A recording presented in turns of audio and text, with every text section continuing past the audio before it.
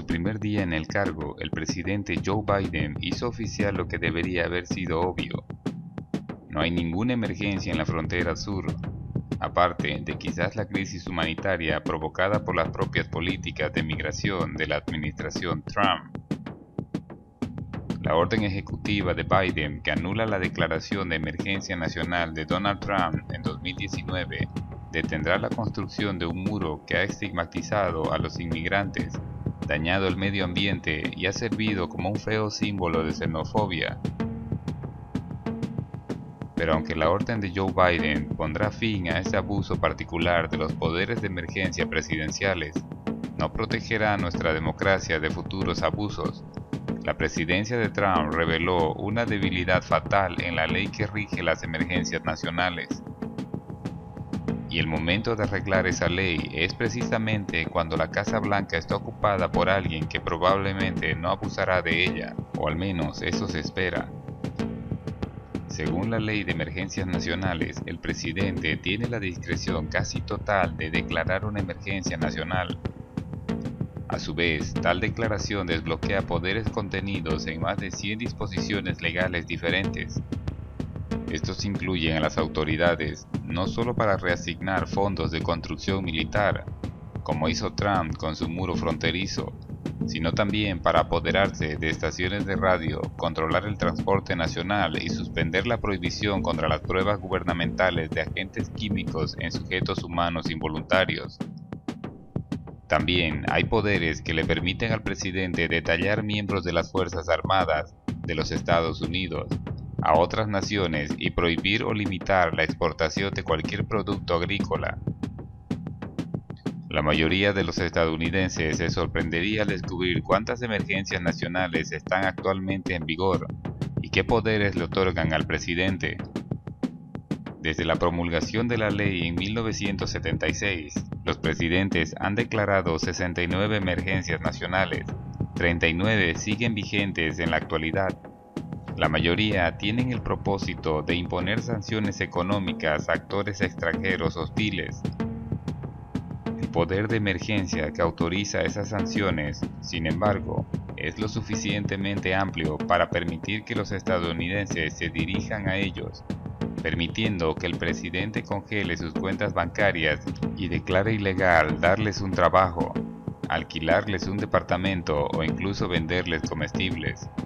Irónicamente, cuando el Congreso aprobó la Ley Nacional de Emergencias, su propósito era frenar la excesiva dependencia de los presidentes de las declaraciones de emergencia. Con ese fin, la ley incluyó un importante control contra el abuso presidencial. Permitió al Congreso poner fin a las declaraciones de emergencia mediante el llamado veto legislativo, básicamente una ley aprobada por mayoría simple que entraría en vigor sin la firma del presidente. En 1983, sin embargo, la Corte Suprema dictaminó que los vetos legislativos son inconstitucionales. Hoy, si el Congreso quiere poner fin a una declaración de emergencia, debe aprobar una legislación que el presidente firme en ley o más probablemente reunir una mayoría de 2/3 en cada cámara para superar el veto del presidente. Las consecuencias de destripar el papel del Congreso se hicieron evidentes hace 2 años, cuando en ese momento el presidente Trump se declaró una emergencia nacional para asegurar la financiación de un muro a lo largo de la frontera sur. En ese momento, los cruces fronterizos ilegales rondaban un mínimo de 40 años, y el Congreso ya había considerado y rechazado la solicitud de Trump de varios miles de millones de dólares en fondos.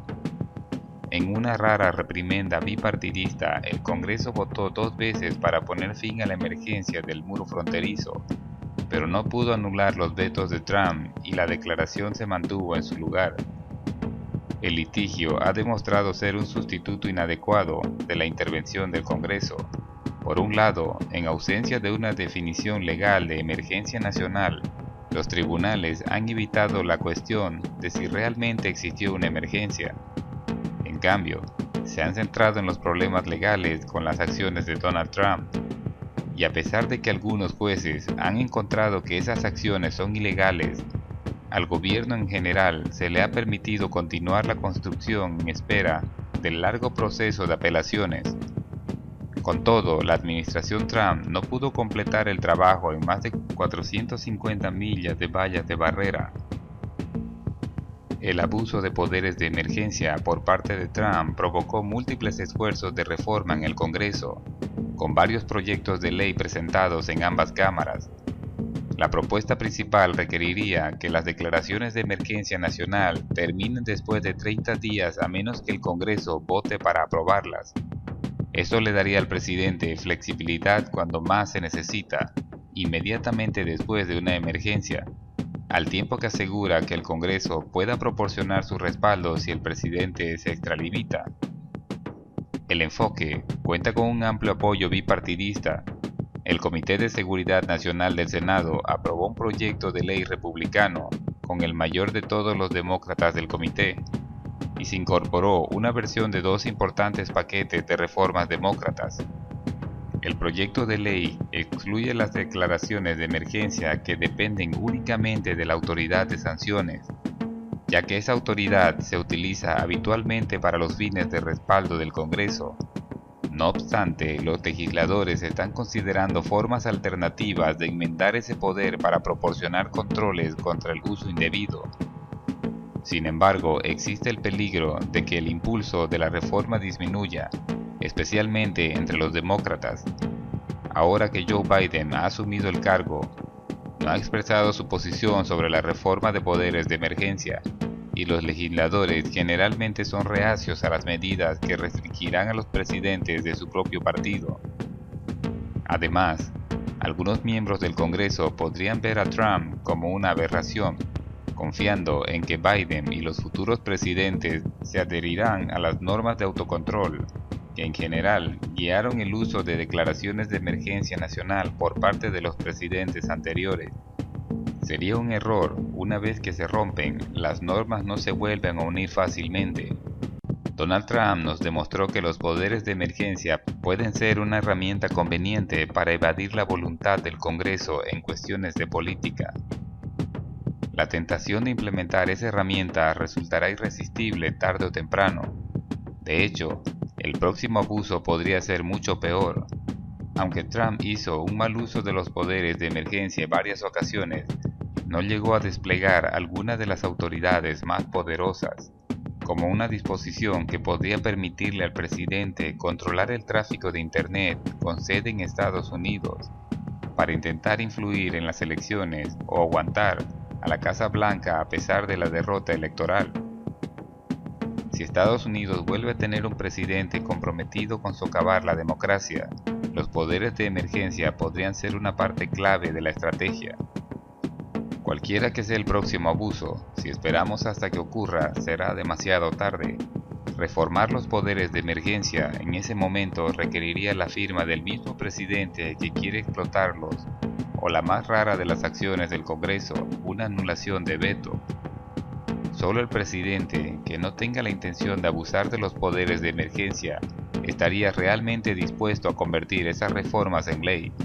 Paradójicamente, hay que actuar cuando los riesgos son menores. Algunos demócratas podrían preocuparse de que los legisladores republicanos coloquen el partido por encima del interés público y bloqueen las acciones de Biden en una emergencia genuina. Eso es posible, pero poco probable. La principal propuesta de reforma permitiría al Congreso aprobar una declaración de emergencia por mayoría simple, que los demócratas tienen actualmente, sin oportunidad de obstrucción en el Senado. Es más, incluso durante la administración Trump, cuando los republicanos controlaban el Senado y casi siempre actuaban al mismo nivel que el presidente, rompieron el rango de los poderes de emergencia. 12 senadores republicanos votaron para poner fin a la emergencia del muro fronterizo y 19 copatrocinaron un proyecto de ley para reformar la Ley Nacional de Emergencias. Y en estos casos, el presidente tendría 30 días para hacer pleno uso de las autoridades de emergencia. En conjunto, las probabilidades de un obstruccionismo exitoso en una verdadera crisis son mucho menores que la probabilidad de que un futuro presidente aproveche estas peligrosas autoridades para obtener beneficios personales o políticos. Existen innumerables leyes e instituciones en este país que están destinadas a servir como barandas para nuestra democracia. El lado positivo de la desastrosa presidencia de Trump es que ahora sabemos exactamente dónde se encuentran las debilidades de nuestras barreras. No abordarlos cuando tenemos la oportunidad de hacerlo sería negligencia cívica. El momento de reformar los poderes de emergencia es ahora, bajo un presidente que parece más inclinado a rescindir declaraciones de emergencia falsas que emitirlas.